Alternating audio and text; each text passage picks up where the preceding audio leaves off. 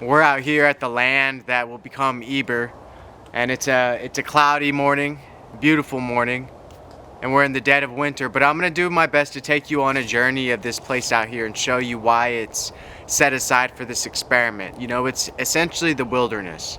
There are two electric hookups for RVs, one right behind us and one over here.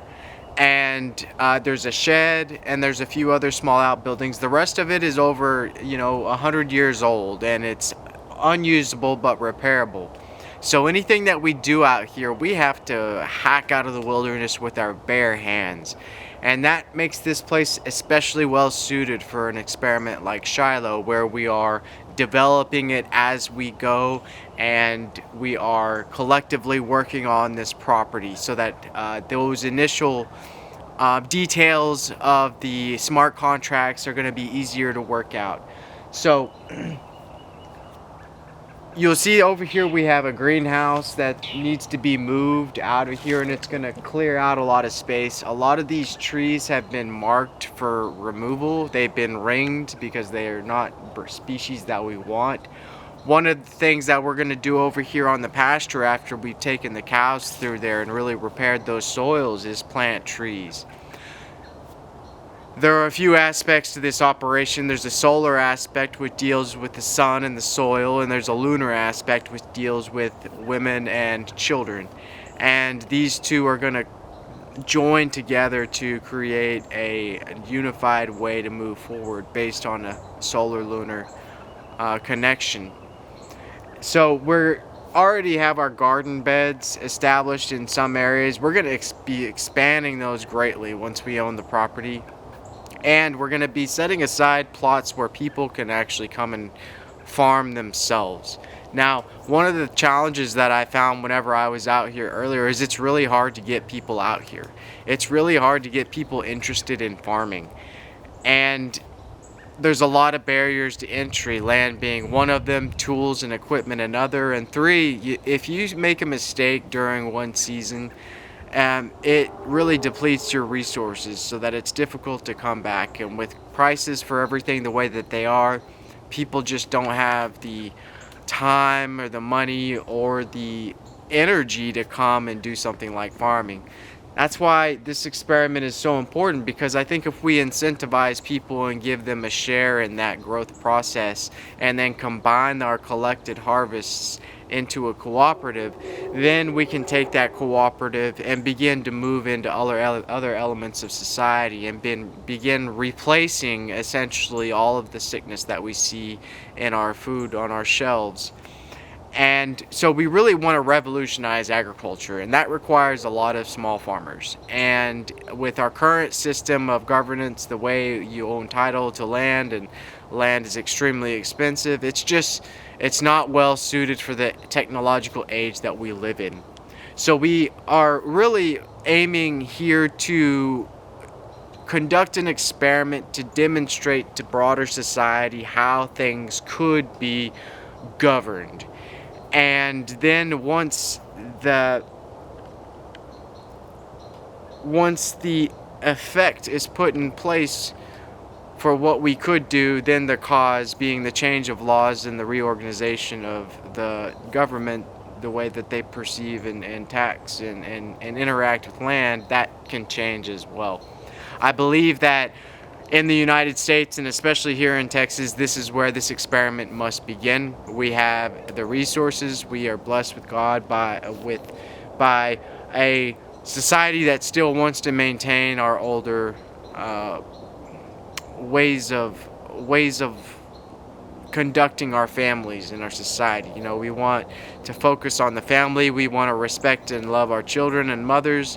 We want to help the homeless. Everybody wants to help, and the question is how to go about doing that. Well, it's a process, and I think that the process will begin with Shiloh and then broaden out to the greater world.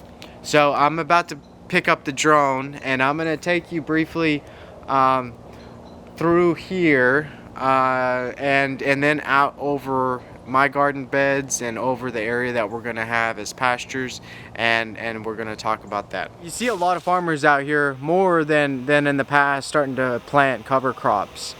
But still, there's a lot of fields out here in our surrounding properties that are fallow much of the year. Every time I drive by, I just think, man, if we could just run cattle on those properties, put some grass out there, pray for the rain, and then get the cows out there, we would have so much more grazing space. They would benefit from having the fertilizer. Everybody would benefit. If we can find enough of our neighbors to do that, we could put enough acreage in to run a carbon credit program. And I see that as one of the eventual use cases for Shiloh, is to integrate within that carbon credit program so that individuals' efforts can be rewarded in managing a larger herd using this management intensive grazing. But this property, part of our development process is sharing with everyone every single step of the way what we're doing, how we're doing it, why we're doing it. And in that way we can spur other properties within the Shiloh ecosystem to do the same. It's just so exciting to have this idea where we could collectively join in on an experiment where we just completely transform our economy and do the things that generations before us have wanted to do but that have been incapable of. The time has come. We have to take action and begin this process of rectification. We now live at the age where we're coming to understand that God wants us to wake up and realize that we are His simulations, and that He wants us to learn that we can create alongside Him. And while most of society is doing that in the technological sphere, I know it can be done in the terrestrial, the material world as well. And that's the whole point of mankind, is to help God rectify His creation. I think God created us to learn more. It's easy for us to say that God knows everything, always has, always will, and that's true. But even God doesn't know what God doesn't know. That is my hypothesis. And that's why we're here, is to begin to ask the kind of questions that God would like to hear asked. And if we just demonstrate a desire to learn more about the nature, the truth of our origins, learn more about who and what we are, all we have to do is ask. And I think we need to do that on a very grand scale. And if we do that, demonstrate that desire, the gates of heaven and knowledge will open up and all of our problems will eventually disappear. And so that's what I'm fighting for my children and my children's children, is the Messianic age. So this is it. This is the property where it all will begin. I pray with your help we can make this happen. I don't know how it will pan out. Only God knows that. But I know that it is my point and purpose in life to make this plea to you to help me in whatever way that you can, to make this dream become a reality, not just for me, not just for this country, but for the entire world. We need change, and I think the change needs to happen now. So thank you.